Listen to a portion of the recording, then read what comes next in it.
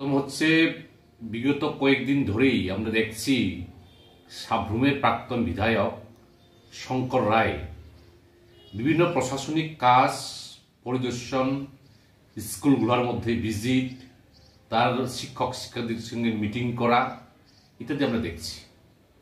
কিন্তু প্রশ্ন হচ্ছে, শঙ্কর রায় প্রশাসনের কোন পোস্টে আছেন, প্রশাসনের কোন পদে আছেন, কোন এখতিয়ারে, কোন পদের এখতিয়ারে উনি এইসব প্রশাসনিক কাজ করে থাকেন? আমাদের জানেন আপনারা, সাব্রুমের বিধায়ক হচ্ছেন বর্তমানে আমাদের রাজ্যের বিরোধী দল নেতা জিতেন চৌধুরী। কিন্তু দেখা গেছে যে বিভিন্ন যে সরকারি উন্নয়নমূলক কাজ, স্কুল, এগুলোকে উনি কোথাও মিটিং করছেন, কোথাও দেখভাল করছেন, ভালো। কিন্তু প্রশাসনের কোন পদে আছেন উনি? এক হচ্ছে নির্লজ্জভাবে দেখা গেছে যে সাব্রুমের কোনো মেলা অনুষ্ঠান হলে পরে মহকুমা প্রশাসন কোন এখতিয়ার তাকে থাকে, এটা আমাদের বোধগম্য হচ্ছে না। অন্যদিকে হচ্ছে এই লোকটা দাবি করছে সাব্রুমের মধ্যে বিভিন্ন রকমের উনি উন্নয়ন করেছেন, কিন্তু সাব্রুমে কি এমন কাজ করলো যে সরকার থাকার সময়, উনি যখন বিধায়ক থাকার সময় কোনো কাজই করতে পারেনি? যা কিছু হয়েছে এটা বামফ্রন্ট সরকারের প্রকল্পই ছিল, বামফ্রন্ট সরকারের সময় এই প্রকল্পগুলি শুরু হয়েছিল।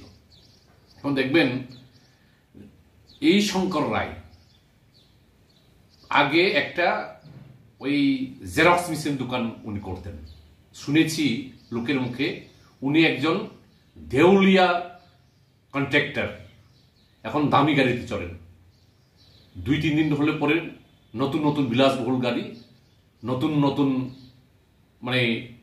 স্যুট প্যান্ট লাগে, বিভিন্নভাবে ঘুরছেন। এখন বিজেপির যিনি ওই জেলা সভাপতিও নেই, মন্ডল সভাপতির মধ্যেও নেই, কিন্তু নিজ এখতিয়ারে নিজেকে জাহির করার জন্য বিভিন্নভাবে প্রশাসনিক কাজের মধ্যে উনি নাক গলাচ্ছেন। এটা, আমিও তো প্রাক্তন বিধায়ক, কিন্তু আমাদের কোন এখতিয়ারে আমরা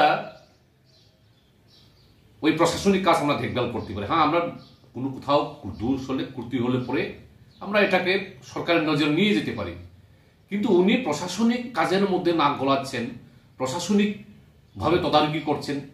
এটা সাব্রুমের মানুষ, সাব্রুমের জনগণ এটা প্রশ্ন তুলছেন, এই শঙ্কর রায় কৃষির এখতিয়ারে কোন পদে থেকে তাদের এই সবগুলো কাজ করছেন? এটা রাজ্যের সাব্রুম মহকুমার জনগণ জানতে যাচ্ছেন, শঙ্কর রায় কৃষির এখতিয়ারে এই কাজগুলো করেন। এটাই আমাদের প্রথম প্রশ্ন হচ্ছে তার প্রতি।